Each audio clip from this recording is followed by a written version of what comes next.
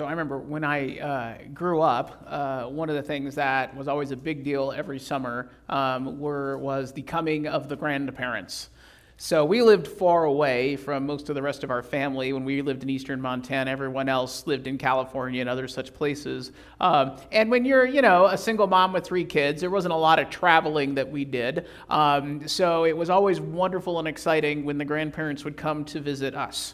And my grandparents, my mom's parents, would always come in the summertime and take up residence for a week or two at the local Miles City KOA because they came, not only them, but they came in their shiny Airstream trailer, which was not an Airstream trailer, and my grandpa's about getting mad at me in heaven right now for calling it that, but it looks like an Airstream trailer, but it wasn't an Airstream, and that was a big deal. I don't remember what it was. I just know it wasn't an Airstream, but it looked like one. There you go. That's what it was. Yes, Avon, but not the cosmetic company, which is confusing when you're 10. Okay. And I'm like, you sell makeup out here? I'm so confused. Anywho, yes, that's what it was. My grandpa would be very proud right now. Anywho, so they would come and they would resident, and it was always a lot of fun. The nice thing is the KOA had a pool, and Miles City didn't really have a pool. But if you're the grandchild of somebody staying there, you get to go to the pool. So we would hang out there, and there was always at least one night or two, one at a time, where the grandkids got to have the ultimate adventure, which was to come and stay in Grandma and Grandpa's trailer on the couch all night. It was good times. And wake up to really good breakfast and the smell of coffee. And I honestly, still to this day, cannot smell coffee without thinking of my grandma. And occasionally we would get to go with them when we were growing up. We did a couple little RV trips with them, but for me, there was such a joy, and we just loved I just loved the idea of the camper life, and the adventures they would get on, and Grandpa would show me all the pictures of the things that they did, that I was, so 2 summers ago, when the world kind of ended for a little while, we decided to bite the bullet, and we bought ourselves a camper, and I thought, this is going to be so much fun. Sure, right? By the way, there's a lot you have to learn if you do this. And one of the things that I had to learn relatively quickly was my estimation for how much ground one could cover on a road trip in a car versus towing 30 feet of extra vehicle behind you. My estimation was, shall we say, a little optimistic. Right? And last summer we ran into this in a big way, and my wife's already rolling her eyes at me, because our big trip was we went out to the Oregon coast, and it was super fun, but I had personally not budgeted enough time to get to where we were going to go, because in my mind, you get where you want to go. We wanted to get there. Why waste time, taking more nights to get there than you need to? You just get up and you go and you get there. Well, it worked kind of. But on the second day, it should take you, by the way, 3 or 4 days to get there, not 2, which is what I insisted we were going to do it in. And we did, kind of. We got there. But so when we finally arrived, at the campsite, which is literally on the Oregon coast. We'd had a really long day. We had stayed the night in the parking lot of a Methodist church somewhere in Idaho the day before. It was really hot that night, so it wasn't a particularly good night's sleep. So by the time we actually got to the campsite, needless to say, everyone was a little tired and a little cranky. And unfortunately, because of some weird things that had happened, the nice, cushy, easy to pull through spot that I had booked 6 months ahead of time, we had to change our reservation, and they're like, well, the only spot we have left for you is kind of this new area that we carved out of the forest, just so they could have some more spots. You could pretty much tell everything was back in sight, and we had owned this camper for about a week and a half. Yeah. So, we pull in, everybody's cranky. Dane jumps out of the car, and I'm like, you need to give me directions. And she's like, whatever. And I try, and I try, and I'm getting frustrated, more frustrated. And I finally kind of give up, and I go and take a lap around, and I just drive off. I'm not sure what in the world my family thought at that moment, like, he's driving away. Are we going to live here now? But I drive off because I decided I got myself way out of whack, so I drove off, and I kind of did a big loop around the whole thing to come back again. And in that process, Somebody else had gotten kind of in front of us, and this person who was in front of us. I stopped and I waited for them. This person got in there like back to his thing in like it was nothing, right? And just first shot, and they were out of the car and unloading their thing, and I'm sitting there watching them, and I pull past and I roll the window down. And I'm like, how did you do that? And he's like, well, it just takes time and practice. I'm like, okay. So I pull up a couple spots down to where we are, and I go about this dance again, trying to get it where it needs to go. And God bless whoever this person was, starts walking down towards me. And he can see that I really have no clue what I'm doing. And Dana's doing her best, but she doesn't have any clue what she's doing. And he kind of walks in there and just sort of takes charge. He's like, all right, point it this way, and da-da-da-da. Now back it up this way, now point it this way, and back it up this way, and point it this way. And he sat there with me for a good 10 minutes until we finally got the thing parked where it was at least out of the way and would be tolerable for the week. And he said, there you go, and then he wandered off. And I was so incredibly grateful for that man. And I so understand why memes like this one exist, that you will find all over the internet. There are two things that test a marriage: having kids and parking and backing up a trailer. And I'm like, yes. So once I stepped inside the camper and calmed down for a few minutes, we actually had a really great time, and had a good time. And what's funny is that later on, at the end of the summer, I had booked myself a spot to just spend a couple of days by myself, working on some planning and things I wanted to do up at a state park. And again, I had put myself in a situation, this time all by myself, trying to pack my camper up. And before I could even really put the thing in reverse, there were two people there trying to help me get it where it needs to go, because they recognized I was by myself and probably quickly recognized I had no idea what I was doing. This kind of hospitality, it's so funny, we've run into time and time and time again. And we really ran into it, and the place I ran into it probably the most often was when we were camping. And the way people come and they talk and they, interact with each other, the way people just kind of jump in to help, and those sorts of things. And it's really that place, it's one of those places that actually I was surprised to have experienced as much hospitality as I did. And I think at a certain point there's a reason for it. And part of the reason is we're all kind of in the same boat together. Right? We're all there. We're all not in our own space. We're all in some place where we're doing something, and it's really easy to figure out, who knows what they're doing and who doesn't know what they're doing. And you're confronted with that situation. Are you going to sit there and watch this person struggle, or are you going to jump in and try to lend a hand? And almost without fail, when in that environment, I don't know what it is about it, when you see somebody struggling, people will jump up and lend a hand. I like that thing about camping. I like that thing about traveling in general. And it's something that I have been blessed to experience in my life many times. Both as the person desperately in need of the help, and sometimes, though much more rarely, the one who has some expertise to offer. Obviously not in the camping world, but in other places. I'm really great in airports. If somebody looks lost in an airport, I can help you out. That is really the situation in a weird sort of way. That's actually a situation that Abraham finds himself in this passage. So if we want to locate where Abraham is, he's in these woods. Abraham is basically camping at a rest area, is what he is doing. This is during the time when Abraham is living a nomadic life. He's moving from place to place. And the Middle East being the Middle East with a lot of desert and inhospitable places, these little spaces, these wooded areas, these places where there's water or a natural spring or whatever are fairly popular because they literally are an oasis. And they really are what essentially, the 3000 BC equivalent of a rest stop. So that is where Abraham is he is camping near this rest stop when these people start coming out of the woods. Now, we are told immediately, right at the beginning of the chapter, who it is that's coming, right? It says the Lord visited Abraham. It is not clear, and in fact, a little bit, and fairly clear that it's not clear that Abraham knows that yet. He will, if you keep reading, figure out that the people he is talking to and entertaining at that moment are something more than other fellow travelers. But the way that he first starts interacting with them, first starts talking with them and all of that, it's not clear that he knows. And in fact, it's more than likely that he does not know who exactly these people are who have wandered in out of the desert. What Abraham does know is that they have wandered in to the rest stop out of the desert, which means certain things.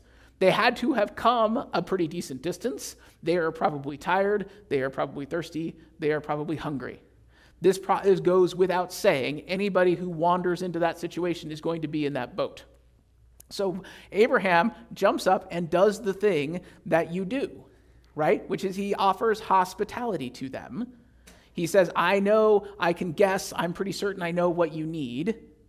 Come, take a rest. Let me help you get whatever it is that you need to have, which is probably something to drink and something to eat. Now, I love the way that Abraham does this, because in order to make it okay, he doesn't come out and tell them what he's planning to do, right? He's like, let me just bring you a glass of water. And maybe I got some saltines, right? Let me bring you a glass of water. Let me bring you, a cup, of some crackers or something. Maybe we got something lying around. I think the kids got some goldfish, right? We can hook you up if you're tired, if you're hungry, right? That's what he promises. And he's like, okay, that's fine. Go ahead. And then he goes off and, of course, prepares this really elaborate things like, let's get the best flour. Let's get the fatted calf. Let's get this yogurt mix. If you haven't figured out, by the way, what he offers them is basically bread, meat, and this yogurt sauce. So he's essentially offering them euros. I mean, that's really what's going on here. Is he's like, and he's in the Middle East. It sort of makes sense. That's what you would do, right? So Abraham's basically like, here, can I interest you in a nice Euro plate? And of course, if you keep reading, you go on, where the story goes, which of course, these are not actually just fellow travelers. These are angels of God. And they come with this message about Sarah and a child and all that sort of stuff.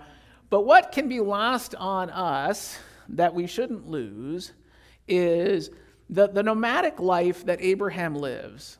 This life where he's moving from place to place, taking his herd from place to place, basically to feed them, right? To allow them to eat the brush in this place, and the brush in this place, and the brush in this place, works because people work together. It works because those folks who are out there doing that nomadic life aren't really on their own, and there is this sort of understanding that sometimes you're the one already at the rest stop, right? You're the one already that's been rested, so it is your job to offer hospitality, and sometimes you're the one arriving at the rest stop, and it's your job to receive the hospitality. And this whole thing works so long as we are willing to offer hospitality to each other. Right? The whole nomadic lifestyle would not work. People would not survive if people weren't willing to support other people, especially other people that they did not know.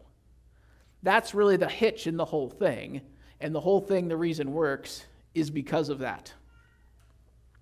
Now, I mentioned last Sunday one of my experiences in seminary during my field education class. I just couldn't get it out of my head, which is great because there's another story from there that works really well for today. Now, if you ever really want to watch a group of people, especially a group of self-important people, have an esoteric conversation or argument about something that doesn't really matter, you should visit a seminary because we're really, really good at it. Right? Like really, seminaries and Congress. That's where that happens, right? Esoteric debates that nobody cares about by people who are being really self-important. And really, that's what happens. And so in this class, we had a lot of self-important debates between us. And everyone, of course, thought they were right, and everybody had scripture to back it up, and. But the biggest, honestly, one of the biggest debates that almost kind of broke the class that we had was one person wrestling about experiences like this. They were working, their field education assignment was down in kind of a rougher part of Columbus, a part where there was a lot of poverty, there was a lot of homelessness, and he was really struggling what to do and how he was called to be in that situation. And one of the things he was struggling about is, when you do encounter people on the street, if you have something to give, should you do it? And I would say the class was pretty much evenly divided between if you have something to give and and somebody needs, you should offer it versus not. And I'm not saying whatever you feel about this is fine. That there was a debate there and a debate that exists for a reason. On one hand, there was a group that basically said, hey, let's be honest about what's going on here. If you offer them something, chances are it's going to be spent on something you probably would prefer they didn't spend it on.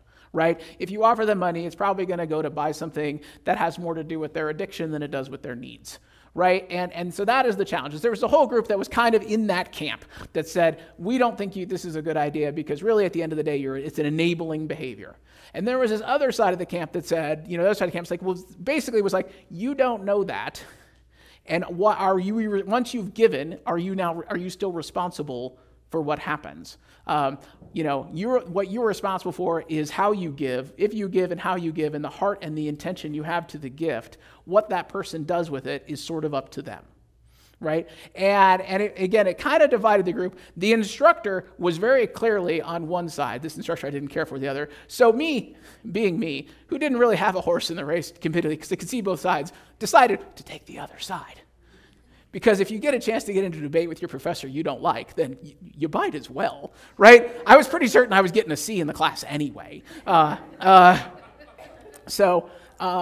we run into these moments where we have, and some of us still, even around here today, and we do run into these moments where, we have, this opportunity, like what do we do, in the situations? I will say, the other day I saw somebody with a sign that I really thought was refreshingly honest, because it basically said, why lie? It's for beer.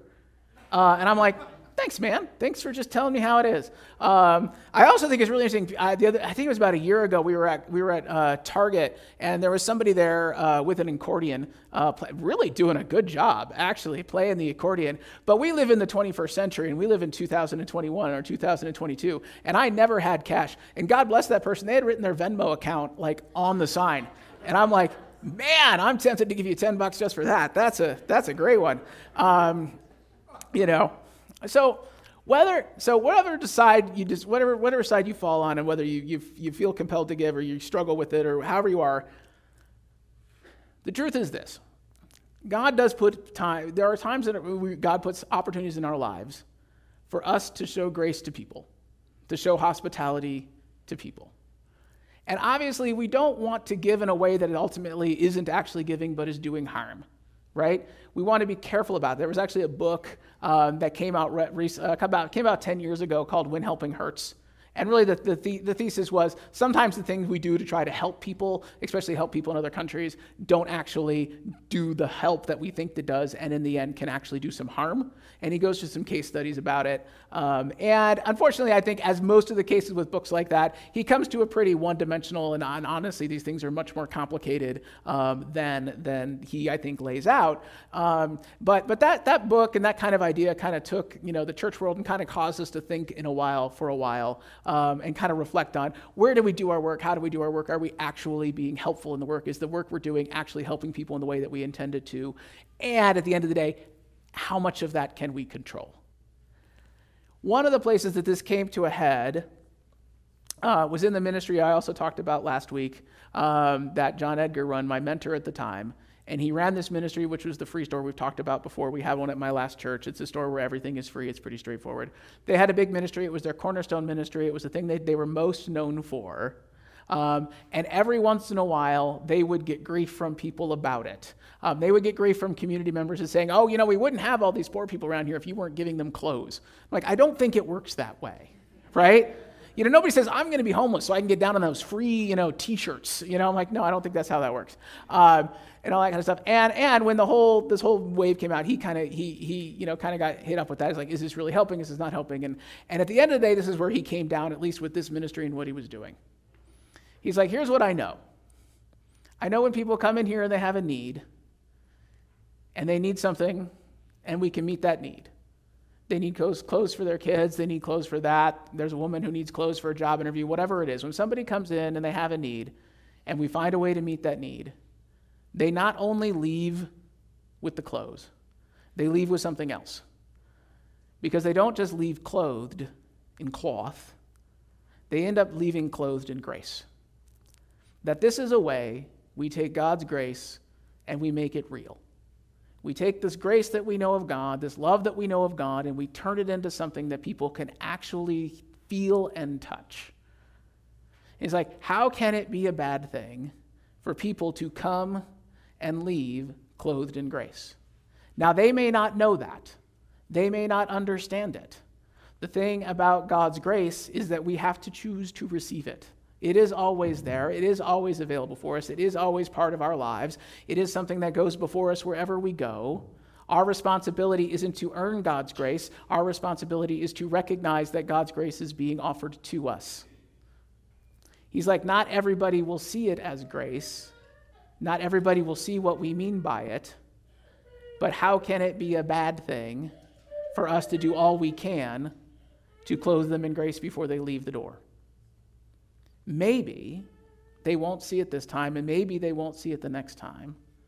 But sometime after that, they may see it indeed. Isn't that what we're called to do? Abraham doesn't check the credentials of the person he helps. All he knows is that they're wandering out of the desert and that they are likely hungry and thirsty. The author, this is something that would stick through it and would become a big part of the Christian movement later on. The author of Hebrews in chapter 13 writes this. He says, "Let mutual love continue. Do not neglect to show hospitality to the strangers, for by doing that, some have entertained angels without knowing. Remember those who are in prison as though you were in prison with them, those who are being tortured as if you yourselves are being tortured. Do not neglect hospitality to strangers, for by doing so, some have entertained angels without knowing." I find it interesting that some of the places I've experienced the most interesting, radical hospitality from strangers is along the road. I don't know why that is, but it seems to be a pretty constant thing. And as much as I like to, and will occasionally complain about Colorado drivers, because darn it. Once you turn off the road and enter the rest stop, though, most people turn into fairly generous and nice folks. I remember traveling back and forth from Billings to Montana. I used to do it a lot. So in my previous life, before I was here, I had a job with the conference, and I drove about 25,000 miles a year. Most of that was between Billings, Montana, and Denver, Colorado. I think my car should be able to drive itself through Wyoming at this point. It's done it so many times. And I remember one time driving north, I was not particularly having a very good day. I was heading back home after a very long and tiring week, and I pulled in, this is probably like early August, and I pulled into a rest stop in Wyoming. And I got out to go to the bathroom, and I came out, and somebody had set up like a big canopy tent in the parking lot and was handing out like hot dogs and beverages and stuff. And they started calling, they were just calling to everybody to come over like and have some. So I'm coming out of the thing like, hey, you look hungry, come have a hot dog. No, I'm fine. Like, no, you need to come, you look thirsty, come have a hot dog, come have a soda. Okay. And I'm like, are you going to try to sell me something? Like, are you allowed to do that at rest stops? I'm like, I don't know, you're allowed to do that. So I walk over there, and they hand me a hot dog and a soda, and I talk to the guy, what's up? Well, it turns out I had forgotten that we were only about a week away from Sturgis in South Dakota. And they were setting up basically as a hospitality station to people who were driving in from Sturgis. And I'm like, but I am not like...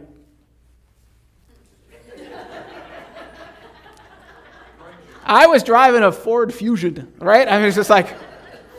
and they're like, I'm like, yeah, I'm not going to that. They're like, no, it's fine. This is for everybody. This is just what we want to do. We just want to show love to everybody. That's part of what we do here. It's part of the hospitality that we want to show. And I will tell you, not only did I get a snack that I actually did need, my blood sugar was a little low, but I left feeling a little bit better. Why? Because somebody I didn't know decided to take some time and energy out of their lives to show some hospitality to fellow travelers on a road. They didn't ask me where I was going. They didn't ask me if I owned a motorcycle, which I do not. They didn't ask me who I was. They didn't ask me how much money I had in the bank. They didn't ask if I earned it or deserved it. They didn't ask me if I knew Jesus Christ as my personal Lord and Savior. They just asked if I was hungry and thirsty and offered me something to eat and something to drink. Hospitality is about meeting the needs of those in front of us. That is what God asks us to do. Sometimes we can get a little wrapped up in wondering, are we doing the most we can? Are we doing the best we can? Right? Is there a way we could do this better, more efficiently? The engineer part of my brain asks those questions all the time. And sometimes those are okay questions to ask until you get to a certain point. When you get so caught up in the questions of, is this the right thing to do? Is this the most efficient way to do it? Is this the best way to do it? Blah, blah, blah. When we get so wrapped up in those questions, we forget to think about the person or the need that is right in front of us.